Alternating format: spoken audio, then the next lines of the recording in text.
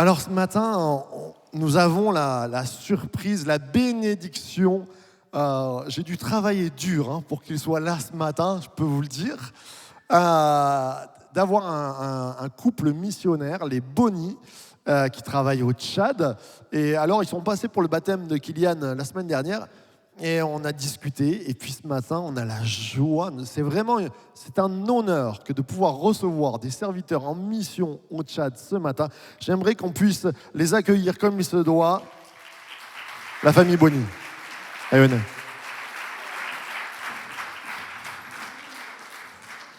On priera pour eux tout à l'heure, bien sûr, après la prédication. Et on fera passer aussi une offrande missionnaire avec des paniers, parce que nous voulons les bénir. Merci Marc. Bonjour à chacun. C'est plutôt nous qui sommes honorés d'être au milieu de vous ce matin. C'est vrai que dimanche dernier, en venant ici, juste pour accompagner notre neveu par alliance, Kylian, qui se faisait baptiser, on ignorait qu'on sera de nouveau ici ce matin. Dieu fait toutes choses bonnes en son temps. Amen. Donc, nous sommes la famille Boni. Donc, moi, c'est Paul. Linaël. Johan. Et moi, Céline.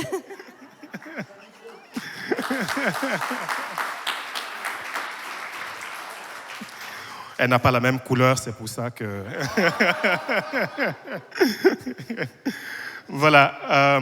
Moi, je suis béninois, donc du Bénin. Et ça fait maintenant à peu près une dizaine d'années qu'on est mariés avec Céline. Et nous vivions à Grenoble, où on est resté pendant quelques années.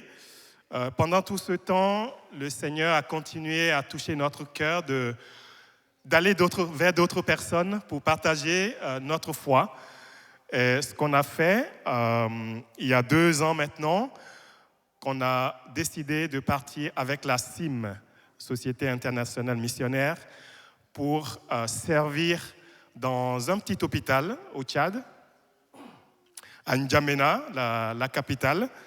Dans cet hôpital, alors tous les deux, on est infirmiers, donc on essaye de collaborer avec ceux qui sont sur place, les employés locaux, en faisant ce on appelle un échange d'expérience. On a eu la chance de travailler, Céline et moi, déjà au Bénin, ensuite en France. Et donc, tout ça mis ensemble, on essaye de partager avec ceux qui sont sur place au Tchad pour voir qu'est-ce qui ne marche pas, qu'est-ce qu'on peut améliorer pour permettre à ceux qui viennent se faire soigner dans l'hôpital qui est chrétien de pouvoir aussi entendre l'évangile du Seigneur. On va vous laisser voir avec un diapo ce que nous faisons sur place en quelques minutes. Ensuite, nous allons compléter avec quelques anecdotes et commentaires.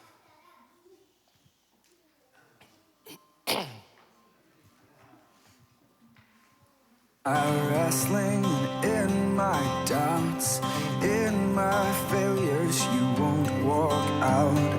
Your great love will lead me through. You are the peace in my troubled sea. Whoa, you are the peace in my troubled sea. In the silence, you won't let go. In the questions, your truth will hold. Your great love will lead me through. You are the peace in my troubled sea. Whoa, you are the peace in my troubled sea. My lighthouse, shining in the darkness, I will follow you.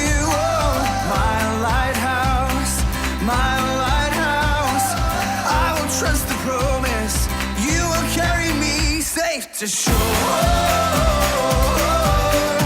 Safe to shore. Safe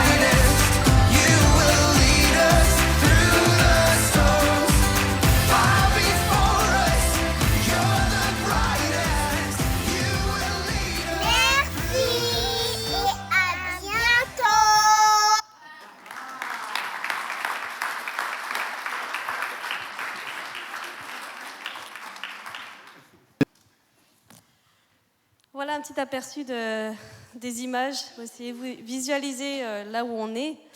J'ai envie de vous parler de Hadjid. Hadjid, c'est un jeune musulman qui est venu dans notre hôpital il y a à peu près 2 ans en tant que malade. Puis il est revenu il y a 1 an pour être garde-malade. Alors souvent, il n'y a pas d'aide-soignant, mais ce sont des gens de la famille qui viennent et qui s'occupent de la personne malade. Et puis au pied de chaque lit, en fait, il y a un Nouveau Testament qui est en français, en arabe, enfin plutôt en arabe. Et en fait, ce jeune, il commence à lire la parole de Dieu. Il commence à lire, et puis il tombe sur, vous savez, le passage où Jésus dit à ses disciples d'aller chercher un ânon pour rentrer dans Jérusalem. Et quand il lit ce passage, il est vraiment intrigué. Il se dit, mais comment Jésus peut dire quelque chose qui va se passer plus tard? Comment il sait tout ce qui va se passer? Ça l'a vraiment intrigué. Et là où on travaille, il y a 2 aumôniers qui sont là, qui sont présents. Et donc, on l'a accompagné vers ces aumôniers-là. Et c'était le premier jour de travail de Paul. Donc, on venait tout juste d'arriver. Et ce jeune commence à poser des questions. Et il dit, j'aimerais vraiment continuer de lire ce passage-là.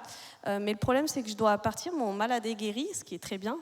Et du coup, il a dit, je ne maîtrise pas bien l'arabe. Ça serait bien si j'ai une Bible en français. Du coup, Paul, il court à la maison. Je lui dis, le premier jour, c'est sport déjà. Et il revient, il dit, je suis tout content, il y a quelqu'un qui veut une Bible en français. Donc on s'est dit, waouh, en fait, on s'attendait tellement pas à ça dès le premier jour. Et donc il retourne voir ce jeune, il lui donne la Bible en français.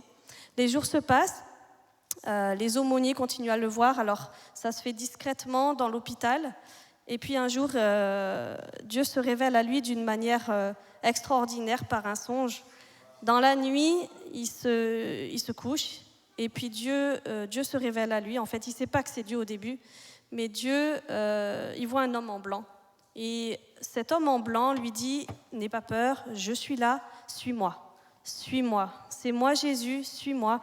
Et c'est sûr que tu risques d'avoir des difficultés, c'est sûr que ta famille va te persécuter, mais n'aie pas peur, je suis le chemin, la vérité et la vie. Il se réveille complètement perturbé, vous imaginez bien. Il va voir les aumôniers et il raconte ce rêve. Et les aumôniers lui disent, mais c'est Jésus que tu as vu. Donne-lui ton cœur. Il te demande juste de lui donner ton cœur. Et c'est ce qu'il fait. Et c'était une joie immense, vous ne pouvez pas imaginer. On a vraiment vu combien Dieu peut parler juste à travers sa parole. Il a juste commencé à lire la Bible. Il y a eu bien sûr le témoignage au travers des soins et tout ça, mais la puissance de la parole de Dieu est vraiment encore présente, et ici à Fréjus aussi. C'est pas seulement qu'au Tchad.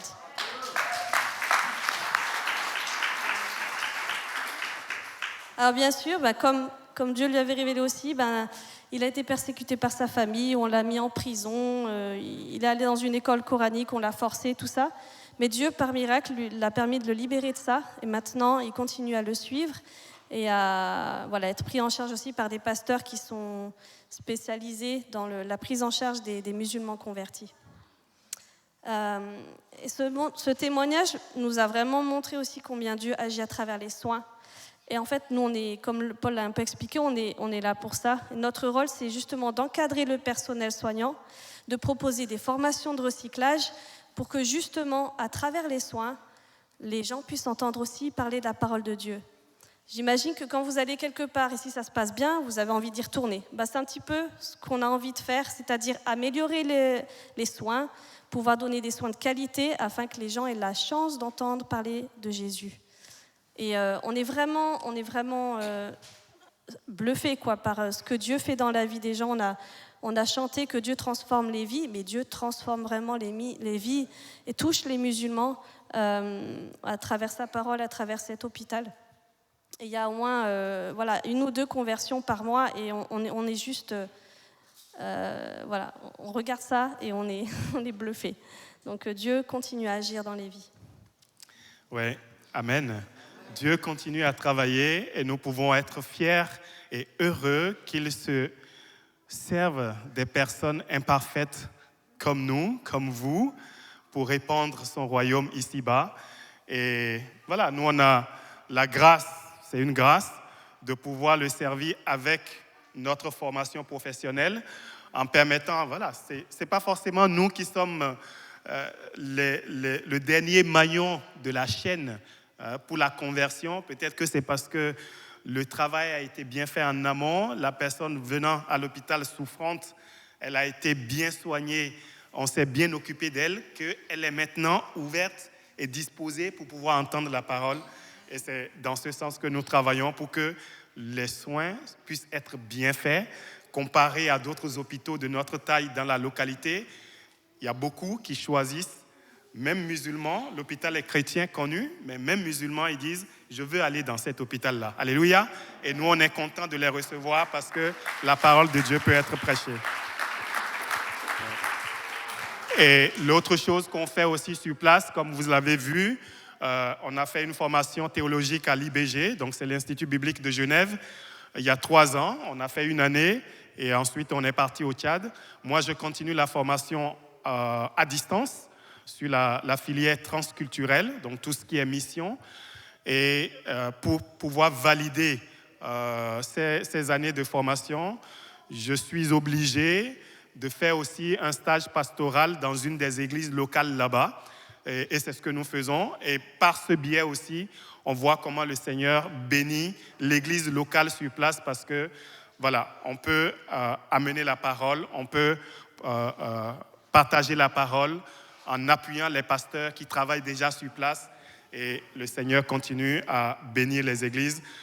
Juste à entendre les témoignages, une fois le culte terminé, merci pour votre présence. Merci pour la parole que vous avez prêchée aujourd'hui. Ça nous a fait du bien. Et là, on se dit, merci Seigneur, à toi seul la gloire. Amen. Alors, comme vous pouvez l'imaginer, la tâche n'est pas toujours facile. C'est un milieu assez hostile. Les défis ne manquent pas. Il y a l'insécurité qui est là, Boko Haram n'est pas très loin. Il y a les troupes politiques qui sont arrivées. Il fait super chaud, mais genre super chaud à dégouliner. Tu sors de la douche, tu veux juste y rentrer. Mais Dieu nous aide à vivre tout ça. Voilà, il y a les finances aussi à trouver. On est bénévole à l'hôpital, bénévole à l'église. Donc c'est par des dons qu'on peut être là-bas. Et c'est grâce aux personnes ici présentes qu'on peut être là-bas. Sans une équipe, en fait, on l'a vu pendant les troupes politiques, on peut juste pas rester là-bas. C'est pas les bonis qui vont là-bas, c'est toute une équipe. Et c'est pas seulement en donnant des sous, c'est par la prière qu'on peut continuer à œuvrer là-bas. Et c'est Dieu qui fait son travail dans le cœur des personnes. Voilà, en tout cas, un grand merci pour votre accueil ici. Et je laisse la parole. On a quelques flyers. Juste derrière, on ne savait pas qu'on serait dans cette église aujourd'hui, donc il n'y en a pas suffisamment pour tout le monde. Les premiers pourront en trouver, je pense qu'il y a peut-être 25 ou 30. Vous avez à peu près ce qu'on vient de montrer par rapport à notre travail là-bas. Aussi, on a laissé un fichier PDF de ce flyer que vous pouvez avoir aussi. Donc, je ne sais pas si dans l'église, il y a une liste de diffusion ou quelque chose comme ça. Donc, tout le monde peut l'avoir d'une manière ou d'une autre. Servez-vous. Et je crois que tu as amené quelques... Il est où ton micro ? Il y en a une qui veut chanter là. Il y a des petites saveurs du Tchad dans des petits sachets individuels. Alors, j'ai pas eu le temps d'écrire ce que c'est, mais venez me voir. Il y a du thé rouge, il y a du gingembre, il y a du piment, je crois. Servez-vous, c'est libre service. Le piment est fort, très fort.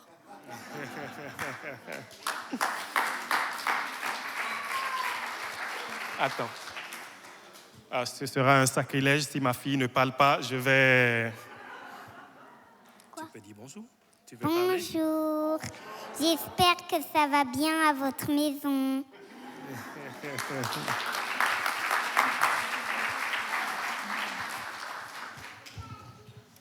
Sinon, je vais la voir sur mon dos toute la journée.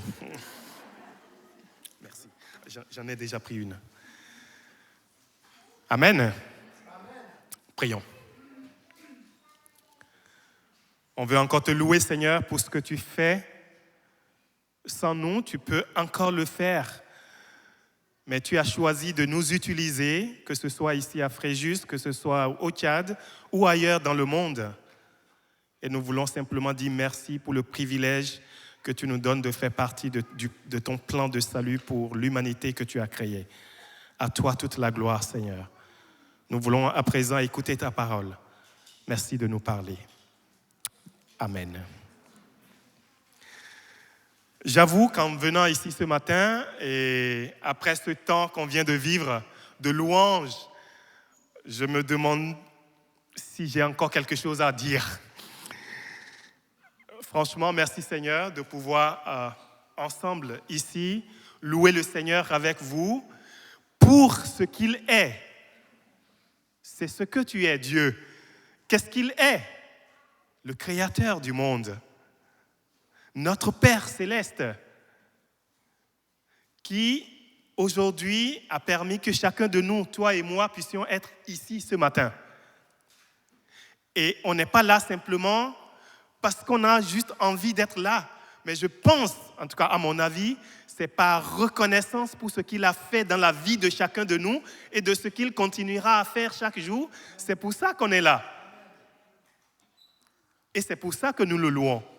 C'est dans ce même sens que ce matin, j'aimerais partager le psaume 96 qui nous invite justement à louer le Seigneur, à le magnifier pour ce qu'il est, pour ce qu'il a fait pour nous, et en particulier en ayant une pensée pour ceux qui n'ont pas encore entendu l'invitation à la louange à notre Dieu et qui meurent sans entendre la bonne nouvelle de Jésus-Christ qui les libère. Amen. Je vous propose ce matin de louer le Seigneur pour le salut venu jusqu'à nous. C'est pour ça que nous sommes là ce matin. Et nous allons pouvoir rester attentifs pour l'annoncer à ceux qui ne sont pas encore ici avec nous ce matin. Lisons le psaume 96.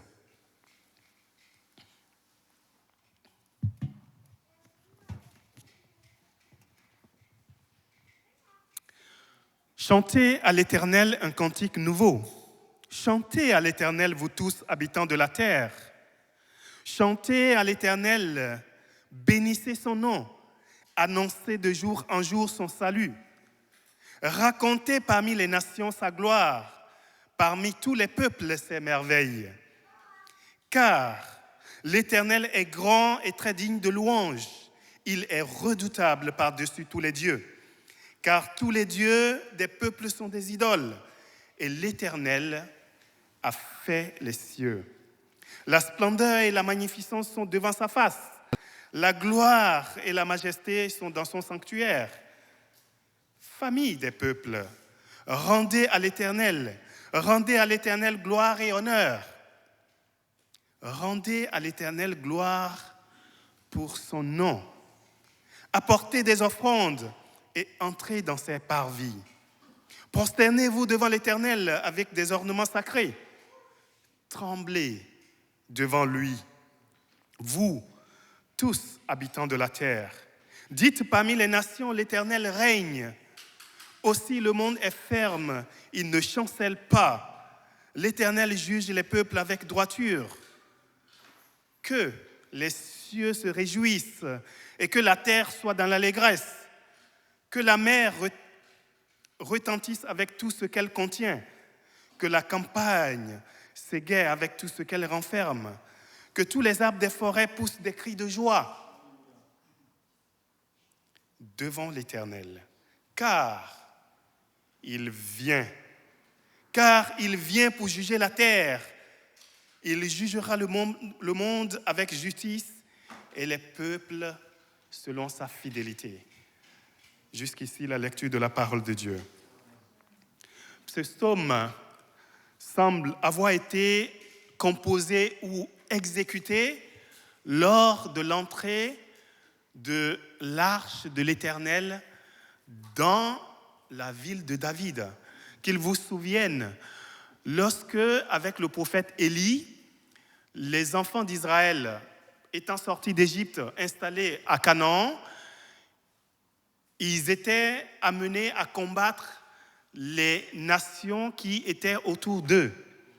Et une fois, quand ils allaient combattre les Philistins, ils ont pris l'arche de l'Éternel avec eux parce qu'ils espéraient que Dieu leur donnerait la victoire à cause de la présence de l'arche avec eux.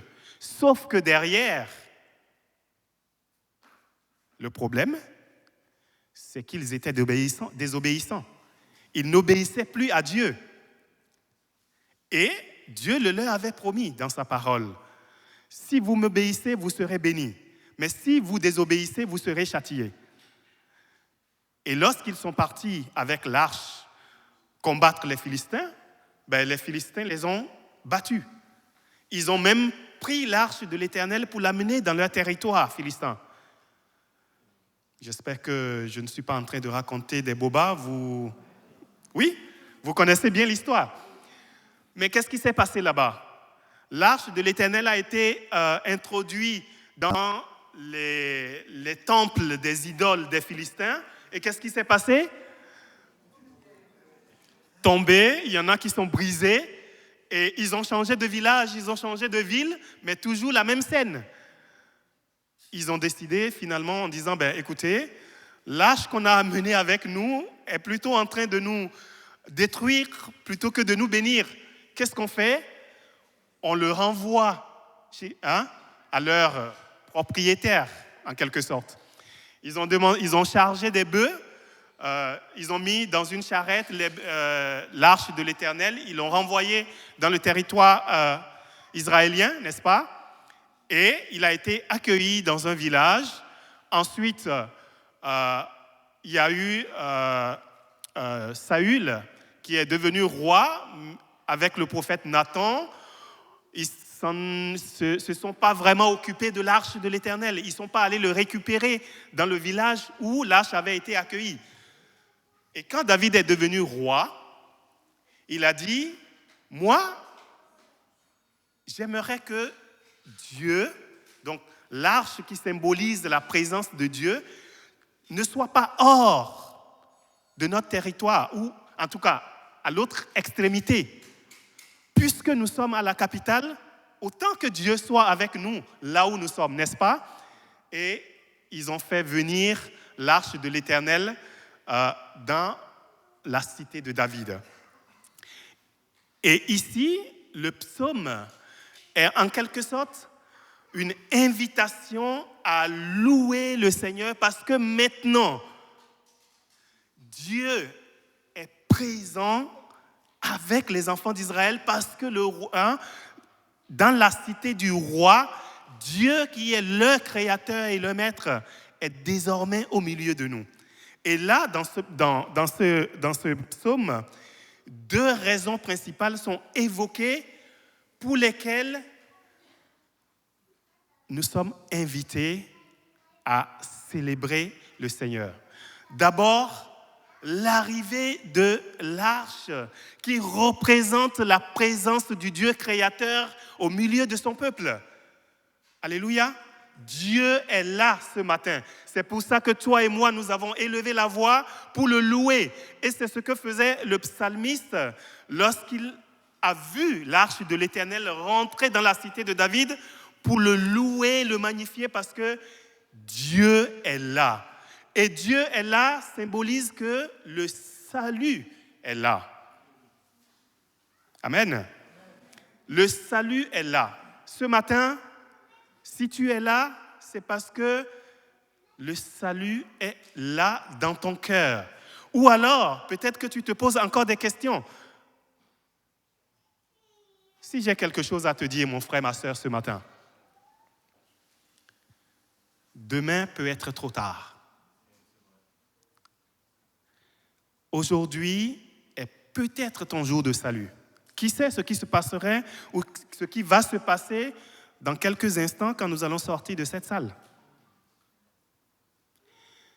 Si tu remets à demain ta décision de donner ta vie, de confier ta vie à Christ, peut-être que ça peut être trop tard. C'est aujourd'hui l'occasion pour toi. Veux-tu laisser passer l'occasion? Je te laisse l'occasion de réfléchir. Continuons dans notre méditation.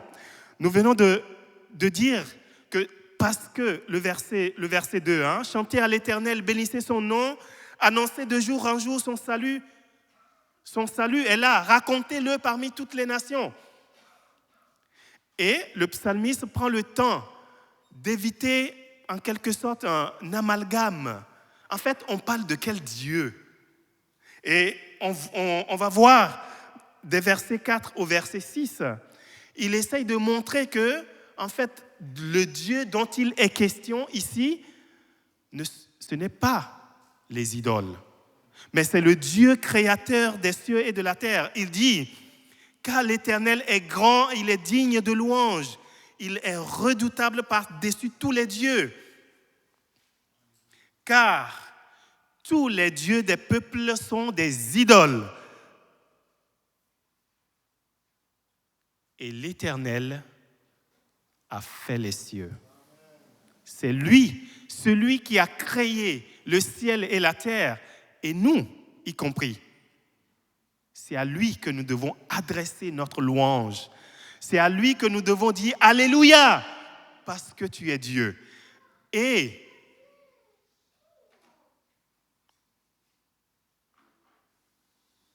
parce que tu es Dieu et que maintenant tu es au milieu de nous, nous voulons dire du fond de notre cœur que tu es Dieu. Gloire à ton nom. Et c'est ce à quoi le psalmiste nous invite. Voilà la première raison qu'il évoque pour dire Dieu est au milieu de nous. Nous l'avons ignoré jusqu'à présent, mais maintenant il est au milieu de nous. Et c'est ce que nous faisons chaque jour lorsque nous nous réveillons au Tchad ou ailleurs. Quand nous voyons des gens qui chaque jour doivent attraper un coq pour aller l'égorger au pied d'une pierre, d'un bout de bois ou sur la tombe du grand-père ou de je ne sais pas qui, parce qu'ils espèrent que la pierre ou le bout de bois ou la tombe du grand-père pourrait être leur protecteur, alors que celui qui a créé les cieux et la terre est là et qui réclame notre adoration. Mais ces personnes, certains ont entendu l'évangile, mais n'ont pas fait le choix d'écouter. D'autres, par contre, n'ont pas encore eu l'occasion de l'entendre véritablement, entendre l'évangile de Jésus-Christ. Et c'est ce à quoi nous sommes invités, chacun de nous, à être témoins de Jésus-Christ là où il nous a placés. Certains, c'est pour rester ici, d'autres, c'est pour partir. Qu'ils vous souviennent, dans Actes 1:8, lorsque Jésus-Christ disait au revoir à ses disciples, qu'est-ce qu'il a dit? Mais vous recevrez une puissance, le Saint-Esprit survenant sur vous, et vous serez mes témoins où? À Jérusalem, dans la Judée, dans la Samarie et, j'ai pas entendu, jusqu'aux extrémités de la terre. Jusqu'aux extrémités de la terre. Et j'aime bien cette phrase parce qu'il n'a pas dit, ok, Marc et l'église de Fréjus, vous êtes témoins à Fréjus, point barre. Mais vous êtes témoins ici à Fréjus, peut-être dans ton bureau, ton collaborateur, avec qui tu vis chaque jour, les voisins de ton quartier. Je sais que ce n'est pas facile. Mais aussi, la même phrase continue. Le sujet, c'est toujours vous. Ce n'est pas vous et les autres, mais vous serez aussi témoins jusqu'aux extrémités de la terre. Certes, nous ne sommes pas tous appelés à quitter notre travail et partir jusqu'aux extrémités de la terre. Par contre, la question qu'on peut se poser individuellement, comment suis-je témoin là où je suis et comment je permets à ceux que Dieu a appelés à aller jusqu'aux extrémités de la terre de pouvoir le faire? J'aime bien dire que l'invitation à la louange à notre Dieu, aujourd'hui la technologie permet, si on organise une fête de famille, d'envoyer juste un texto, samedi prochain, fête de famille pour tout le monde, et puis tout le monde est informé. WhatsApp. N'est-ce pas? Dieu savait qu'il y aurait WhatsApp, qu'il y aurait Messenger, qu'il y aurait tout le reste. Mais son invitation, son plan qu'il a choisi d'utiliser, c'est « Tu es le porteur de mon message là où tu es, jusqu'aux extrémités de la terre. » Alléluia. Jusqu'aux extrémités de la terre. Donc, s'il y a une fête de famille et il y a des gens qui ne sont pas bons, je sais, pour certaines personnes, moins on se voit,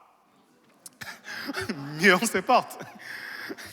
Mais si tout va bien et le Seigneur nous convoque à la fête de famille et certains ne sont pas là, non pas parce qu'ils ont entendu l'invitation, qu'ils n'ont pas envie de venir, mais simplement parce qu'ils n'ont pas eu le message,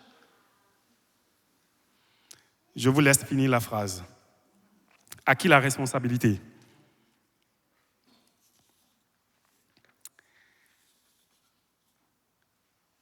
Frères et sœurs, nous sommes invités à louer notre Dieu.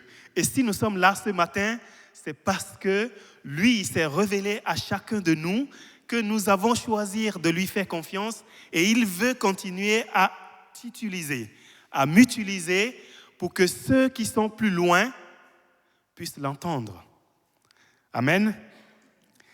Des versets 7 au verset 10, il montre en quelque sorte que si chacun de nous s'engage dans ce privilège de pouvoir annoncer la parole à d'autres nations, eh bien, ces nations pourront aussi venir louer le Seigneur en apportant des offrandes et pourront se prosterner devant l'Éternel, trembler devant sa face, non pas par crainte, mais par amour pour lui. Et les cieux pourraient se réjouir. J'en arrive à la deuxième raison évoquée dans ce psaume pour laquelle nous sommes invités à ce grand concert, j'ai envie de dire, de chanter à l'Éternel. La deuxième raison se trouve dans les versets 11 au verset 13, que je vais relire. Que les cieux se réjouissent et que la terre soit dans l'allégresse. Que la mer retentisse avec tout ce qu'elle contient. Que la campagne s'égaie avec tout ce qu'elle renferme. Que tous les arbres des forêts poussent des cris de joie devant l'Éternel. Et la raison? Car il vient. Car il vient pour juger la terre. Il jugera le monde avec justice et les peuples selon sa fidélité. Voilà la deuxième raison pour laquelle le psalmiste nous invite aujourd'hui encore à louer le Seigneur, parce qu'il vient. Alors ici, on pourrait se dire, mais est-ce que c'est assez cohérent? On a dit qu'il est déjà là, c'est pour ça que le salut est là. C'est quoi encore cette expression de « il vient » ? Mais en fait, beaucoup de commentateurs sont d'accord pour dire ici, en fait, c'est un message messianique. C'est l'annonce de l'arrivée ou du retour, du prochain retour de Jésus-Christ qui vient pour juger le monde. Parce que la Bible nous dit que le jugement dernier est confié à qui? Le jugement dernier est confié à qui? Au Fils. N'est-ce pas? Au Fils. Et le Fils, c'est qui? Jésus-Christ. Ici, il s'agit donc d'une annonce messianique du prochain retour de Jésus-Christ qui établira la justice.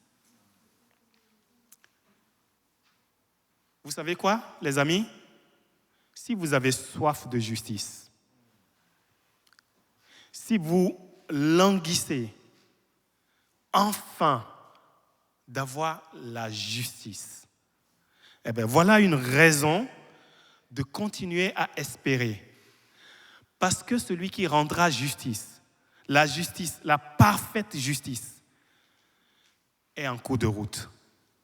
Il revient. Jésus-Christ, notre Seigneur, celui en qui tu as cru ce matin pour être là, il revient pour donner la justice que chacun de nous mérite. Et je dirais encore, la grâce que nous ne méritons pas, mais qu'il nous accorde. Parce que s'il devait nous juger en fonction de nos actes, je ne serais pas là devant vous. Je ne pourrais pas espérer d'être dans le royaume de Dieu. Je suis loin d'être juste. Mais parce que Christ a payé le prix nécessaire pour ma justification, je peux donc vivre en paix en espérant son retour parce que, alléluia, il revient certainement. Amen. Christ revient certainement pour rendre justice. Et c'est cela que le peuple de Dieu a besoin de faire entendre à ceux qui vivent dans l'injustice chaque jour et qui n'ont pas l'occasion de pouvoir entendre la parole de Dieu, ou encore qui l'entendent mais pas assez suffisamment pour pouvoir confier leur vie à Christ.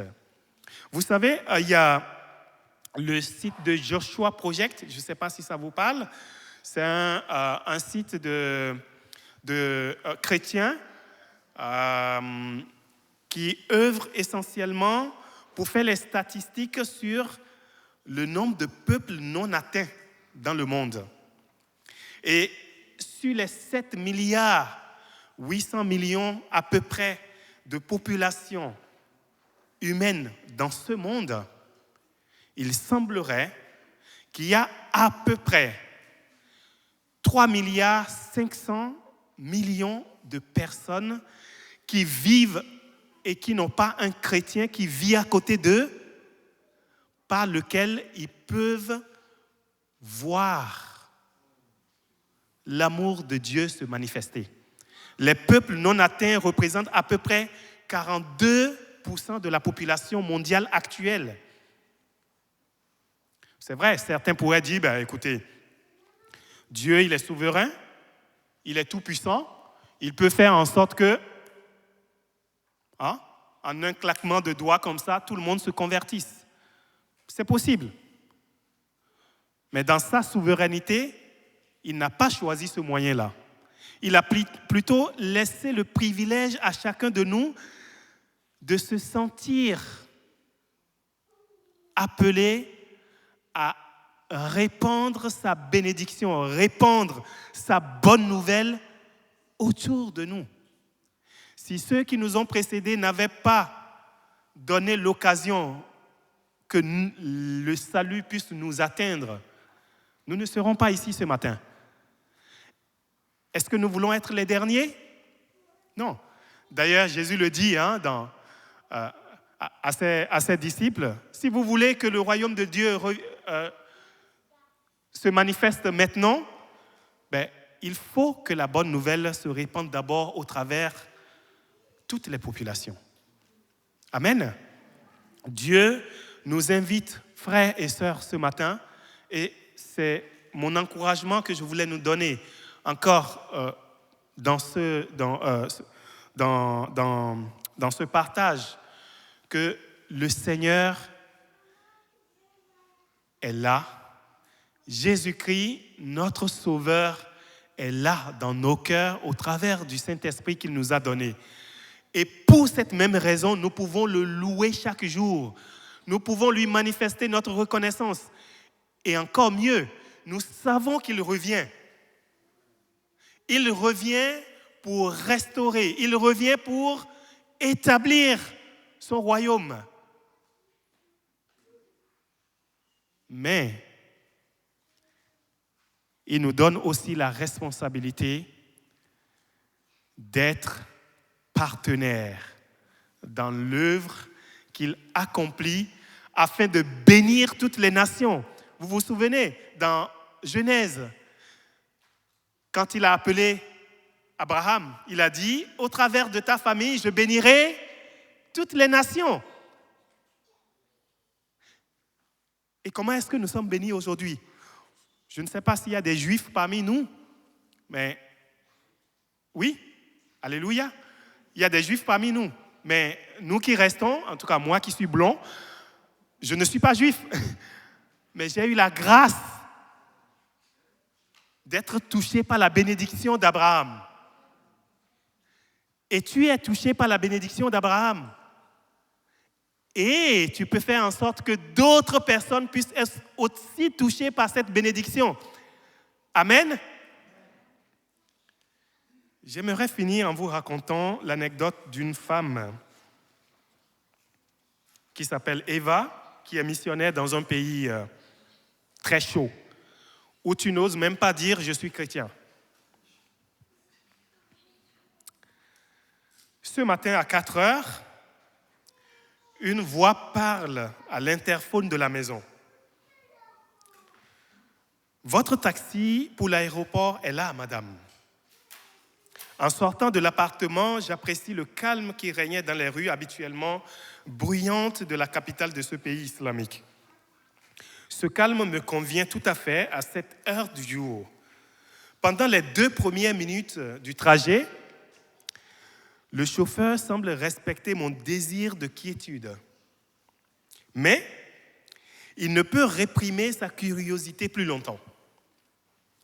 Puis-je vous poser une question, madame? Bien sûr. Pardonnez-moi de vous poser une question aussi personnelle et intime. Puis-je savoir quelle est votre religion? Je viens de dire que c'est un pays islamique, très chaud, où on n'ose même pas forcément dire « je suis chrétien ». Et là, tu as un conducteur de taxi qui te demande « quelle est ta religion ?» Tu sais, en fonction de la réponse que tu peux donner, soit le taxi continue bien vers l'aéroport, ou alors, au prochain virage, ça peut être dans l'autre sens, peut-être en prison. Et là, la dame, elle réfléchit, elle dit, « Monsieur, je suis servante de Jésus-Christ. » L'histoire continue. Et là, le chauffeur lui dit, « C'est bien ce que je pensais. Je m'en suis rendu compte dès que vous êtes monté dans mon taxi. » « Ah bon? Comment l'avez-vous su? » « Je suis maintenant bien réveillé et nourri quelques appréhensions. Je me demande si les paroles du chauffeur sont sincères ou si elles masquent un piège. Voyez-vous, dit-il, récemment, j'ai fait un rêve. Et dans ce rêve, j'ai ressenti une paix, une joie et un amour incroyables que je n'avais jamais connu, de pareil de toute ma vie. Et là, lorsque vous êtes monté dans le taxi, j'ai de nouveau ressenti, éprouvé ce même sentiment de paix, de joie et d'amour. J'en ai donc déduit que vous deviez être un disciple de Jésus. Je me dis alors que si ce que cet homme raconte est vrai, il a certainement dû remarquer la présence du Seigneur rayonnant de ma personne malgré ma torpeur matinale. Quel encouragement pour moi! Une confirmation de la foi que nous apportons dans ce pays où nous n'avons pas le droit d'évangéliser ni de parler ouvertement de l'Évangile. Mais nous croyons que nous le proclamons en permanence, même si nous ne pouvons pas utiliser des mots pour le faire. Après avoir raconté son rêve, il conclut. Moi aussi, je suis maintenant un disciple de Jésus et je désire apprendre à mieux le connaître. Alléluia! Quel privilège! Le Seigneur utilise des personnes imparfaites comme vous et moi pour son œuvre. puissions-nous le laisser nous utiliser comme il a envie de le faire, pour la gloire de son nom. Amen. Que le Seigneur bénisse son Église. S'il t'a choisi pour rester là, fais en sorte que tu sois partenaire de son œuvre. Vis chaque jour de façon intentionnelle pour que la bonne nouvelle de Christ puisse être répandue là où elle doit l'être. Je sais, j'ai entendu que dans cette église, il y a plein d'œuvres que vous faites pour que les gens qui habitent autour de vous puissent être touchés par la parole, mais de façon individuelle. Quel est ton engagement? De façon individuelle. On peut facilement se cacher derrière un groupe, mais le salut est individuel. Que fais-tu pour que le royaume de Dieu puisse avancer ici-bas, pour la gloire de notre Seigneur qui nous a appelés à son œuvre? Et s'il t'appelle pour partir, on l'a chanté. C'est lui qui te portera. C'est lui qui te gardera. Comme on vous l'a témoigné, ce n'est pas facile chaque jour. Même nous, là où nous travaillons, nous habitons dans un quartier, mais complètement musulman. L'hôpital Esprit a été construit dans ce quartier-là. Et autour de nous, les gens ne sont pas forcément contents qu'un hôpital chrétien soit là. Parce qu'ils voient chaque jour qu'il y a des gens qui viennent écouter la parole de Dieu. Et ils ne sont pas contents. Quand nous nous promenons dans le quartier, on fait l'objet des regards un peu méprisants. Mais une chose nous rassure, le Seigneur est là. Nous le portons dans notre cœur. Et nous le portons pour que ceux qui vivent dans ces quartiers et même qui viennent d'ailleurs, dans cet hôpital, puissent être touchés par la parole de Dieu, l'entendre, pour qu'ils puissent être sauvés. Le meilleur cadeau qu'on puisse donner à un homme, c'est le salut de son âme. Gloire à Dieu. Amen.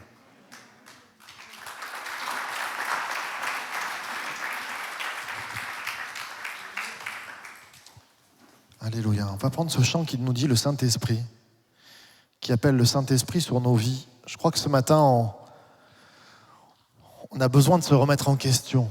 Depuis quand nous n'avons pas été témoins envers nos enfants, envers nos voisins, envers les gens de cette ville? Depuis quand nous avons laissé les soucis de la vie, la gestion de la vie?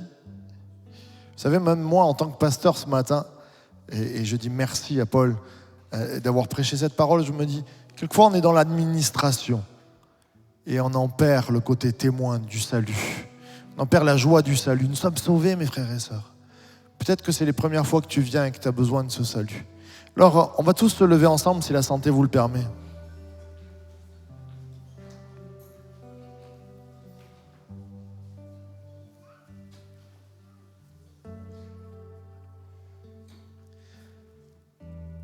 On est devant Dieu, on est devant le Père, on a des remises en question. C'est bon d'être remis en question parce que notre papa est un papa d'amour. Notre Père est celui qui vient transformer nos vies.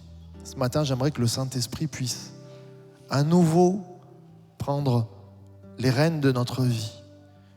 Que ce soit être témoin ici ou témoin aux extrémités de la terre, que le Seigneur nous aide à être rempli de son esprit. Et puis si c'est les premières fois que tu veux donner ton cœur à Dieu, si c'est le moment, comme le disait Paul, de choisir ton chemin, bien donne ton cœur à Dieu. On a les yeux fermés et je ne regarde pas, mais je pense qu'on a tous besoin du Saint-Esprit.